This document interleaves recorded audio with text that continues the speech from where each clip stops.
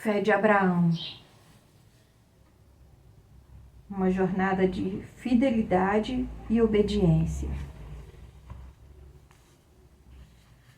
Apesar de toda a riqueza material que possuía durante muito tempo, Abraão sentia a dor de não ter um filho.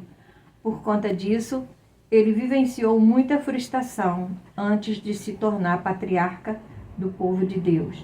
Contudo, Abraão renovou continuamente sua fé no único Deus, mantendo uma fidelidade inabalável às suas promessas. Os planos de Deus para o seu servo fiel envolviam coisas muito maiores do que os sonhos mais esplêndidos que qualquer homem pudesse ter.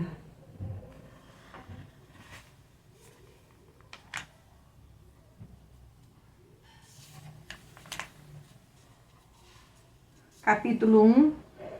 A escolha de Abraão. Por que Deus escolheu Abraão? O que o moveu nessa escolha? Fidelidade? Sim. Positivamente, a fidelidade foi uma característica marcante na vida de Abraão. Mesmo vivendo numa terra pagã, onde a promiscuidade e o culto aos deuses eram práticas comuns, Abraão se manteve fiel à sua única esposa, Sara, amada e respeitada. Ela correspondia à fidelidade do seu marido, a ponto de considerá-lo o seu senhor. Deus certamente viu que, se Abraão podia ser um marido fiel, apesar de a sua esposa ser estéril, era provável que ele também pudesse ser fiel a ele como seu servo. Essa, inclusive, é uma das diferenças entre servos e servos, cristãos e cristãos. O Senhor disse que muitos são chamados, mas poucos escolhidos. Mateus 20, 16, 22, 14. Isso quer dizer que, antes que uma pessoa seja escolhida, ela precisa passar pelo processo de seleção. E um dos fatores determinantes dessa escolha é a fidelidade. Se uma pessoa não consegue ser fiel a quem ela vê, como será fiel a quem ela não vê? A Bíblia deixa muito claro que as promessas de Deus são dirigidas aos escolhidos, ou seja, que aos que são fiéis a Ele até o fim. Ser fiel até a morte e dar-te-ei a coroa da vida. Apocalipse 2, 10. Não edificarão para que os outros habitem, não plantarão para que outros comam, porque os dias do meu povo serão como os dias da árvore, e os meus eleitos gozarão das obras das suas mãos. Isaías 65, 22. Você acha que um homem rico confiaria toda a sua fortuna nas mãos de um filho infiel? Tampouco Deus confiaria as suas infinitas bênçãos nas mãos de pessoas infiéis. Portanto, antes que alguém possa esperar fidelidade da parte de Deus quanto ao cumprimento de suas promessas, precisa primeiro se certificar de que está sendo fiel na sua conduta cristã. Capítulo 2. O chamado de Abraão.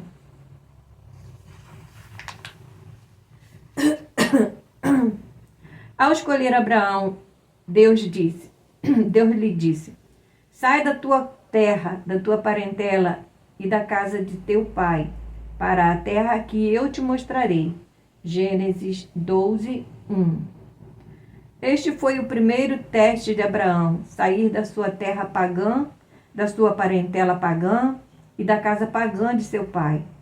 Ele teria que deixar a sua terra natal, as suas propriedades, os seus costumes, os seus amigos, enfim, deixar tudo para trás. A entrega de Abraão a Deus significava a sua separação do mundo em que vivia. O plano divino exigia que ele saísse daquele lugar.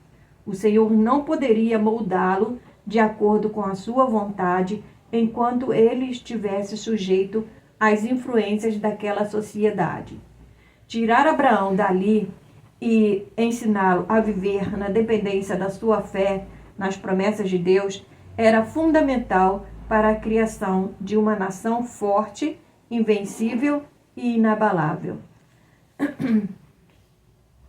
Contudo, Deus não lhe disse em qual direção ele deveria seguir. Imagine Abraão saindo pelo deserto rumo a uma terra indefinida, sem mapa e sem pista. Um verdadeiro desafio à sua crença. Primeiro ele teria de sair de onde estava. Só então o Senhor iria encaminhá-lo. Abraão teria de aprender a depender de Deus, dia após dia, em suas trajetórias pelo deserto. Certa vez o Senhor Jesus disse aos seus discípulos: se alguém quiser vir após mim, renuncie-se a si mesmo, tome sobre si a sua cruz e siga-me. Mateus 16, 24. Seguir para onde? Isso não importa. Quem quiser segui-lo não precisa saber para onde, basta confiar na sua liderança. O cristão vive pela fé, isto é, na certeza de que Deus fará o que prometeu. Ur dos Caldeus era uma cidade de Mesopotâmia, localizada entre os rios Tigre e Eufrates. Era uma terra próspera e importante. Dado o seu desenvolvimento, Abraão precisou ser forte e corajoso para obedecer à voz de Deus e não dar ouvidos a familiares e amigos. O Senhor mesmo o guiaria pelo deserto e lhe mostraria a terra prometida. Abraão trazia dentro de si a certeza de que Deus cumpriria o que lhe havia prometido. A verdade é que, se alguém deseja colher os frutos da fé de Abraão, precisa pagar o seu preço, assim como ele pagou. É importante notar a primeira palavra que Deus disse ao chamar Abraão: sai-te. Podemos admirar a grandeza de fé e seus resultados na vida de Abraão durante seus 100 anos de comunhão com Deus. Mas não podemos esquecer que a sua primeira atitude em relação ao Senhor foi a sua obediência irrestrita ao deixar a sua terra, a sua parentela e a casa de seu pai. Com isso, aprendemos que antes de Deus nos tornar uma bênção, somos obrigados a deixar a nossa terra, que representa os nossos hábitos pecaminosos, deixar a nossa parentela, que representa os nossos maus costumes e tradição religiosa, e finalmente deixar a casa do nosso pai, ou seja, deixar a liderança da voz paterna no nosso coração e substituí-la pela voz de Deus.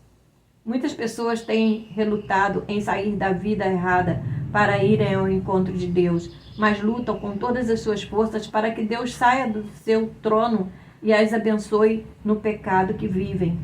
No tempo de Abraão, somente pessoas extremamente pobres ou fugitivas abandonavam os familiares e a terra natal. Abraão não era um João ninguém, que nada tinha a perder se deixasse sua terra, sua parentela e a casa de seu pai. Não. O fato de o nome Sarai significar princesa e Abraão, pai exaltado, dá a ideia de que Abraão pertencia a uma família importante entre os seus contemporâneos. Aos olhos da razão, deixar a própria pátria significava renunciar à herança patrimonial dos pais. Deixar a parentela significava renunciar ao clã, e deixar a casa paterna significava renunciar à responsabilidade de liderança da família. Certamente Abraão seria o substituto de seu pai no estabelecimento das gerações futuras. Além disso, Abraão saiu da sua terra, da sua parentela e da casa de seu pai com uma mulher estéril. Se permanecesse entre os seus familiares, poderia gerar filhos entre a sua parentela e assim conservar a sua descendência. Porém, abandonar tudo em obediência à palavra de alguém ainda desconhecido era humanamente falando uma loucura. Assim como a fé é loucura para os que se perdem. 1 Coríntios 1:18. Hoje, há muitos exemplos da fidelidade de Deus quanto ao cumprimento de suas promessas, mas não foi assim com Abraão. Em qual exemplo ele poderia se espelhar para acreditar? Que garantia o Senhor lhe deu para que ele deixasse tudo para trás? Deus lhe ordenou que saísse da sua terra e deixasse a sua parentela e a casa de seus pais, logo na primeira vez que se revelou a ele. Portanto, a obediência de Abraão a Deus não era algo tão simples como se tem imaginado. Ele deixou todas as suas responsabilidades, os seus sonhos e o seu futuro de lado para se dirigir a uma terra ainda indefinida, pelo menos no momento em que ele foi chamado. Ninguém pode esperar ser um vaso na mão de Deus sem abandonar o estado em que se encontra e renunciar aos próprios planos. Não se pode querer servir a Deus e a si mesmo ao mesmo tempo. Quem quiser servir a Deus tem de abandonar a vida de pecado, crucificar as suas vontades, as suas cobiças pessoais, sacrificar o seu futuro, morrer para si mesmo, para os parentes e, sobretudo, para o mundo. Aliás, é exatamente esse o preço que o Senhor Jesus cobra dos seus seguidores. Se alguém vier a mim e não aborrecer a seu pai e mãe e mulher e filhos e irmãos e irmãs e ainda também a sua própria vida, não pode ser meu discípulo. E qualquer que não levar a sua cruz e não vier após mim, não pode ser meu discípulo. Lucas 14, 26, 27. As promessas que o Senhor fez a Abraão eram sobremodo grandes, muito além do que ele podia imaginar. Ele não tinha ideia da grandeza e da extensão delas, mas, com certeza, ter um filho com Sara era uma ideia fixa. Vejamos cada uma dessas promessas. E far-te-ei uma grande nação. Mas como fazer uma grande nação de alguém fiel a uma única mulher, sendo ela estéril? Pergunta semelhante é feita no dia a dia, quando as pessoas se deparam com problemas insolúveis, por exemplo, uma doença que os médicos afirmam não ter cura. Do ponto de vista humano, a solução pode parecer impossível, mas aos olhos de Deus nada é impossível. Abraão creu na palavra de Deus e agiu a sua fé de forma prática, não teórica, como fazem muitos que se dizem cristãos. Aí está o grande conflito entre fé e a lógica, entre a fé na palavra de Deus e a fé na palavra da ciência. Se por um lado a ciência afirma categoricamente não haver saída, por outro lado a palavra de Deus garante: eu sou o Senhor que te sara. Êxodo 15, 26. O que fazer então? A solução para uma pessoa que se encontra entre uma e outra palavra vai depender de uma atitude de fé sua. Se ela se lançar sobre a palavra de Deus, mas deixar uma dúvida no coração, por menor que seja, nada vai acontecer. Porém, se ela se lançar de corpo, alma e espírito sobre a promessa de Deus, haverá resposta. A primeira grande promessa de Deus a Abraão não foi dar a ele uma grande nação, mas fazer dele uma grande nação. E é exatamente isso que Deus deseja fazer de cada um de nós. Os que pensam que a grande nação gerada de Abraão é Israel estão muito enganados. A nação surgida dele não tem fronteiras. É como o Senhor mesmo disse: e far-te-ei uma grande nação. Gênesis 12, 2. Será que Israel poderia ser essa grande nação? Claro que não. Na realidade, a grande nação gerada de Abraão é o reino de Deus. Por meio dele, Deus constituiu a nação de Israel, e de Israel veio o seu Filho amado, que restabeleceu o reino de Deus neste mundo. Não podemos esquecer que Adão era a autoridade de Deus aqui neste mundo. Ele tinha o controle de tudo. O diabo já existia, mas não tinha qualquer ingerência ou poder sobre a terra. Havia paz absoluta.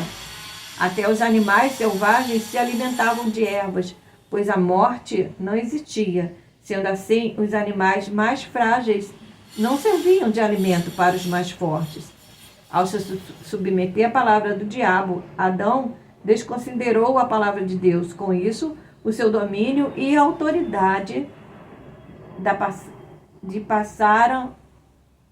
passaram a perceber ao diabo. A partir daí, nasceu o reino das trevas na terra. Então a natureza se revoltou contra o homem, que passou a suar o rosto para extrair o alimento da terra. Os animais deixaram de se alimentar apenas de ervas e se tornaram carnívoros. A morte passou a existir e com ela as doenças e todos os tipos de males se instalaram na terra. Através de Abraão, Deus geraria um povo separado dos demais, e desse povo nasceria o seu filho. Ele reconquistaria o domínio e autoridade para aqueles que se submetessem à sua palavra. Assim nasceu o reino de Deus. E abençoar-te-ei. O verbo abençoar aqui sugere muito mais do que uma simples promessa de coisas materiais. O Senhor já havia prometido fazer de Abraão uma grande nação, ou seja, abençoá-lo. Essa segunda grande promessa fala de algo mais significativo. Como é a vida de uma pessoa abençoada? Bem-aventurado aquele que teme ao Senhor e anda nos seus caminhos, pois comerás do trabalho das tuas mãos, feliz serás e te irá bem. A tua mulher será como a videira frutífera aos lados da tua casa, e os teus filhos como plantas de oliveira à roda da tua mesa. Eis que assim será abençoado o homem que teme ao Senhor. Salmos 128, 1, 4. É exatamente como a vida de Abraão. A sua primeira bênção foi a família e depois vieram as conquistas materiais. Quando ele e o seu sobrinho Ló se separaram, Abraão não se importou com o lado que lhe caberia, pois estava seguro de que seria bem-sucedido aonde fosse. Muitas vezes, pessoas inescrupulosas que se dizem cristãs se esquecem de que o próprio Deus disse: ainda antes que houvesse dia, eu sou, e ninguém há que possa fazer escapar das minhas mãos. Agindo eu, quem o impedirá? Isaías 43, 13. Não adianta tentar impedir ou usar de má fé para prejudicar alguém que foi escolhido e abençoado por Deus. Por mais que se tente prejudicá-lo, Deus é com ele e pronto.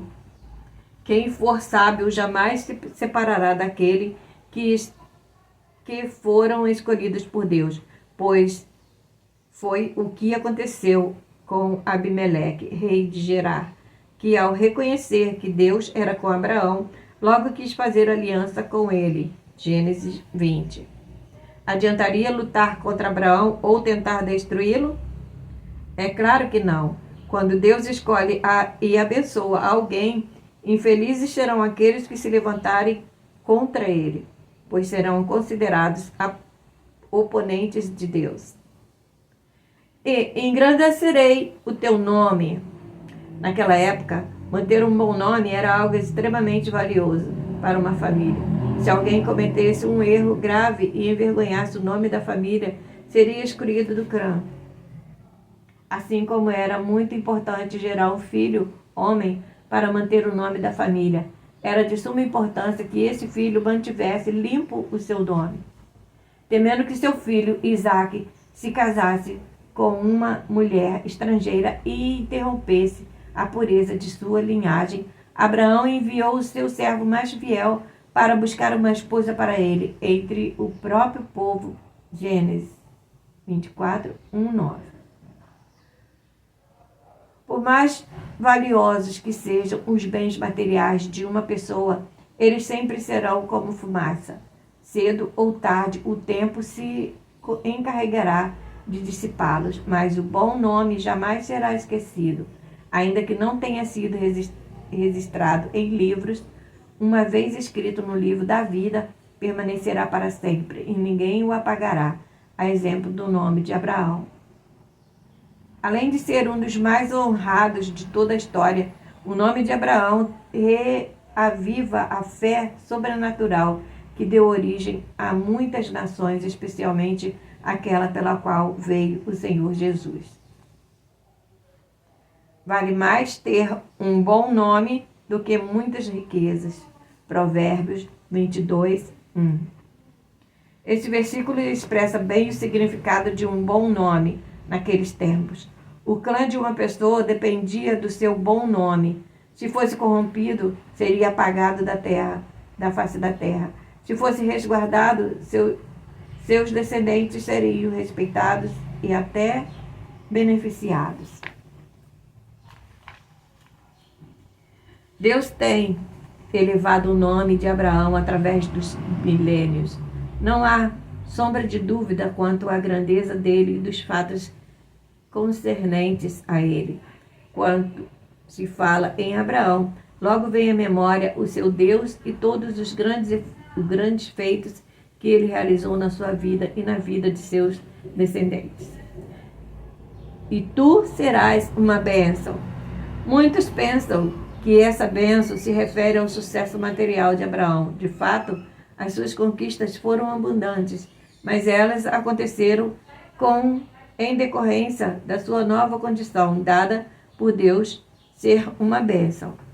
Se uma pessoa significava representar a autoridade de Deus aonde ele fosse, até porque seria a partir dessa unção especial que ele tomaria posse de todas as demais bênçãos. Ao longo da sua vida com Deus, Abraão foi temido por todos, pois viam nele uma autoridade superior. No Egito, o faraó se curvou diante dele por causa do Senhor, o seu aliado. Gênesis 12, 17 e 20. Com apenas 318 homens, Abraão venceu quase nas 4 nações poderosas, as quais haviam vencido outras 5. Portanto, ele foi mais forte do que os 9 nações juntas. Gênesis 14, 1, 17. Melquisedeque reconheceu Deus nele e o abençoou. Gênesis 14, 18 e 19. Na verdade, a promessa de fazer de Abraão a própria bênção já havia sido feita com respeito a Abraão, pois Deus disse: façamos o homem à nossa imagem, conforme a nossa semelhança, e domine sobre toda a terra. Gênesis 1, 26. Ou seja, quando o Senhor criou o homem, deu a ele autoridade para dominar toda a terra. Entretanto, ao se rebelar contra a palavra de Deus e se submeter à palavra de Satanás, o homem perdeu a sua autoridade. A partir de então, iniciou-se o reino das trevas neste mundo. Com a vida do Senhor Jesus, o reino de Deus foi então restabelecido, porém, esse reino é implantado somente dos corações daqueles que realmente se submetem à direção do Senhor Jesus, isto é, aqueles que ouvem e praticam a palavra dele. Assim sendo, os discípulos do Senhor Jesus passaram a ter a sua autoridade e o seu domínio sobre todas as coisas. Por isso, os demônios se submetem a eles. Quando uma pessoa nasce de Deus, ela se torna a própria bênção, assim como Adão antes do pecado e Abraão, ela recebe autoridades e unção do Senhor Jesus para realizar a sua vontade neste mundo, e esta é bem clara. Curai os enfermos, limpai os leprosos, ressuscitai os mortos, expulsai os demônios, de graça recebestes, de graça dai. Mateus 10, 8.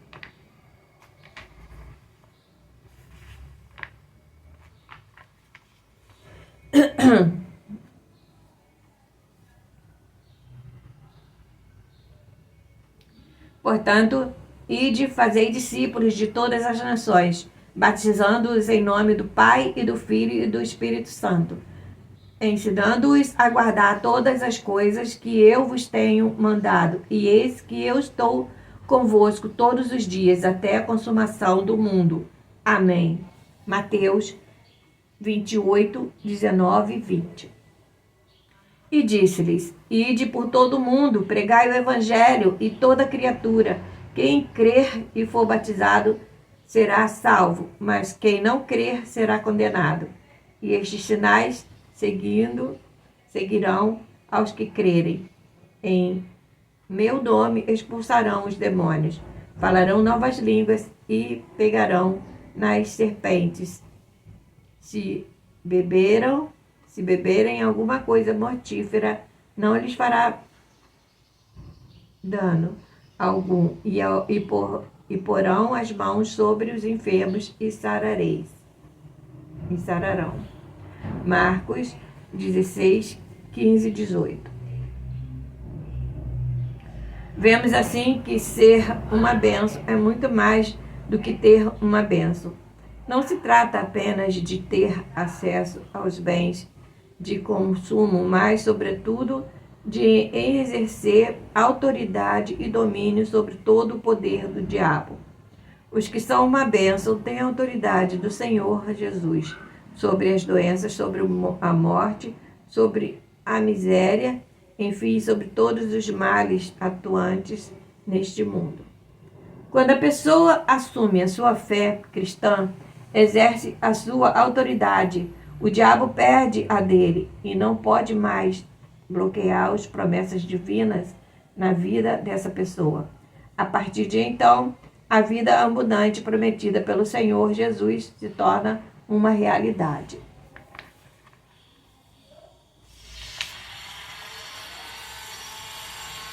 E abençoareis que te abençoarem.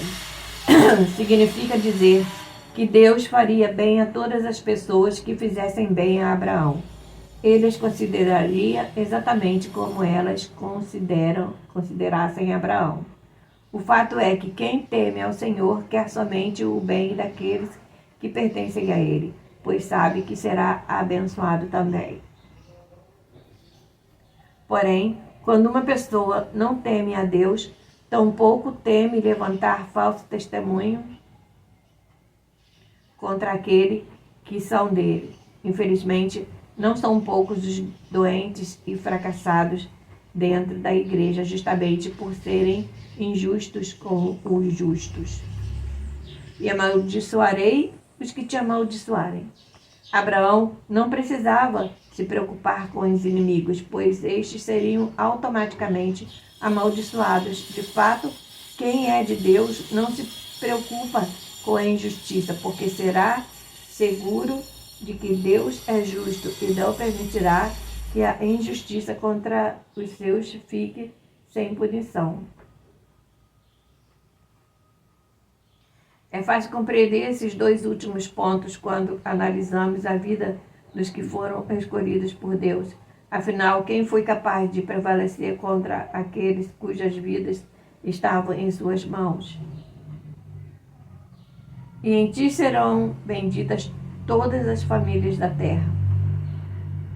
De Abraão surgiu uma nação separada por meio da qual o Filho de Deus veio ao mundo. Através dele, todas as famílias da terra, ou seja, todas as famílias do reino de Deus são benditas. Note que Deus não disse que todas as nações da terra seriam benditas, mas sim que todas as famílias da terra seriam benditas. Mas por que ele se referiu a famílias e não às nações?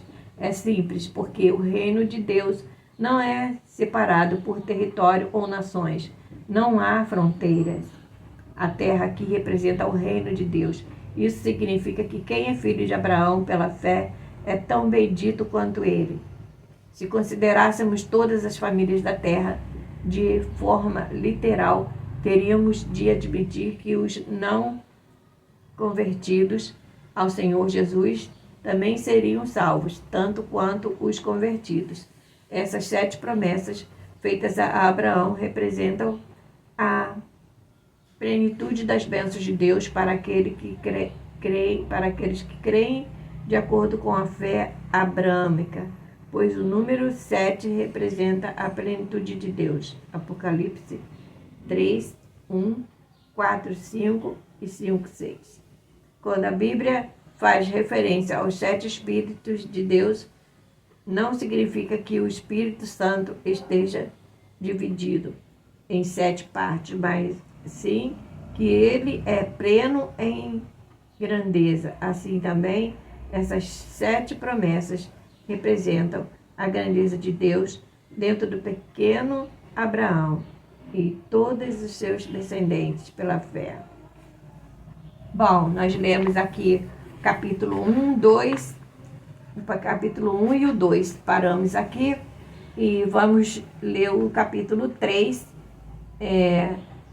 que o título se chama O Segredo de Abraão, do livro A Fé de Abraão.